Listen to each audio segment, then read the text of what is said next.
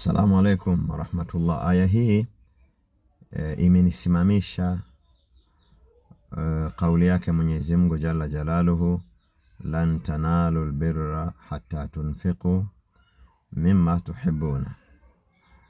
Kiswahili, hamtapata wema mpaka mtoe katika mnavyovipenda. Neno hili albir ambalo tumelitafsiri Kiswahili kuwa ni wema, nimerejea kutaka kujua maana yake kiundani katika baadhi ya tafsiri za Qur'ani kubwa. Nikakuta katika maana lan tanalu albirra, hamtaipata njia ya kheri inayokupelekeni peponi, au hamtapata pepo mpaka mtoe. Hamtapata taufiki ya kuafikishwa katika njia inayopelekea peponi mpaka mtoe.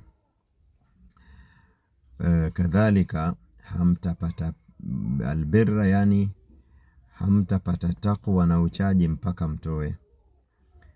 Kadhalika hamtapata yale myapendayo na mambo mazuri katika maana mpaka mtoe.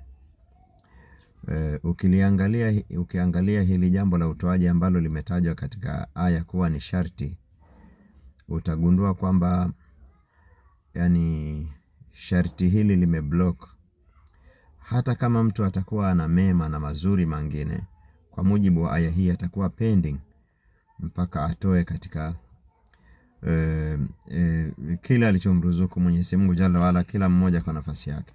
Na hii ni nukta ya kuzingatia, kwa sababu kuna baadhi ya watu wakisikia jambo la kutoa wanawafikiria watu wa level fulani, lakini kumbe ni jambo la kutoa kila mtu kwa kadiri ya nafasi yake. Imeleta ufahamu aya hii kwamba ibada ya kutoa ni ibada kubwa sana. Naam, ndio maana kutoa kumejaliwa kuwa ni nguzo katika nguzo za Uislamu, na kutoa kumejaliwa kuwa ni muambata na mwenza. Kila inapotajwa ibada ya sala ambayo ni kubwa sana, ni lazima itajwe jambo la kutoa. Na hii inaonesha, yani kutajwa huku kwa swala ambayo ni ibada inayo kati ya mja na Mola wake, na kutajwa jambo la utoaji ambalo ni ibada kati ya mtu na Mola wake, lakini na mahusiano na kuwatendea wema viumbe ama kuamiliana kwa uzuri na viumbe. Hii inaashiria kwamba wema wa mtu hautakamilika hata kama atafanya ibada zilizoko baina yake na Mola wake, mpaka afanye ibada pia ambazo zinarejesha mrejesho mzuri wa ihsani na wema kwa viumbe wa Mwenyezi Mungu Subhanahu wa Ta'ala.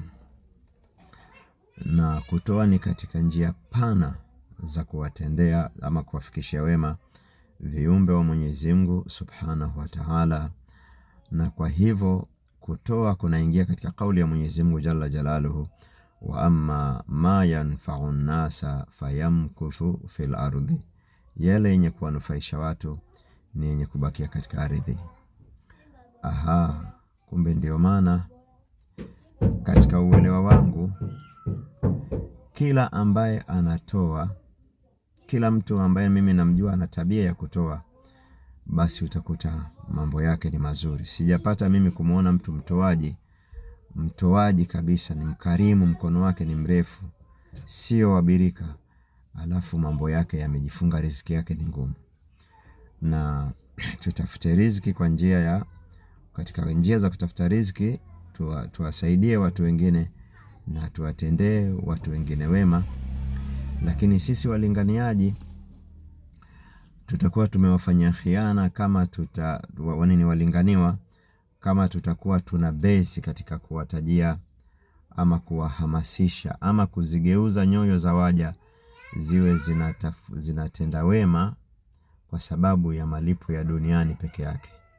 Kwa hivyo tunasema, pamoja na hayo maslahi ya kidunia yaliyotajwa katika aya za utoaji ama dalili za utoaji, iwe nia yetu ni kutafuta zaidi ya akhera, kwa sababu ya duniani yanaisha na ya akhera yanabakia. Almalu walbanuna zinatul hayati dunya walbaqiyatu salihatu khairun inda rabbika thawaban wa khairun amala. Mali na watoto vitamalizika na mambo mema yenye thawabu ni matarajio mazuri katika hiyo safari ya akhira. Wa sallallahu wa sallama wa baraka ala nabiyyina Muhammadin wa ala alihi wa sahbihi ajma'in walhamdulillahi rabbil alamin.